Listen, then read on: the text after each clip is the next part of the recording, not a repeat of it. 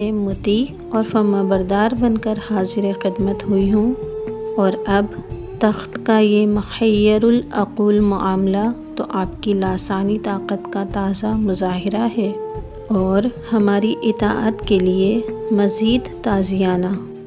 اس لیے ہم پھر آپ سے فرمانبرداری کا اظہار کرتے ہیں۔ سلیمان علیہ السلام نے جنات اور انسان انجینئروں سے ایک عالی شان محل تعمیر کروایا تھا جو آبگینوں کی چمک، قصر کی رفعت اور عجیب و غریب دستکاری کی وجہ سے بے مثال تھا۔ اس میں داخل ہونے کے لیے سامنے جو صحن پڑتا تھا اس میں ایک بڑا حوض کھدوا کر پانی سے لبریز کر دیا تھا اور پھر شفاف آبگینوں اور بلور کے ٹکڑوں سے ایسا نفیس فرش بنایا تھا کہ دیکھنے والے کی نگاہ دھوکہ کھا کر یہ یقین کر لیتی تھی کہ صحن میں شفاف پانی بہہ رہا ہے۔ ملکہ سبا سے کہا گیا کہ وہ قصر شاہی میں قیام کرے۔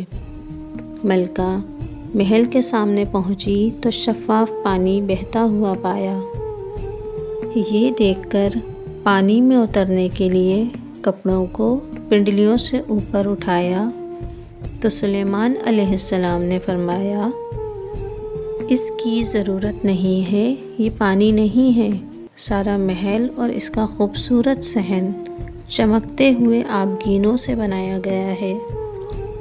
شرم سے ملکہ کی آنکھیں نیچی ہو گئیں۔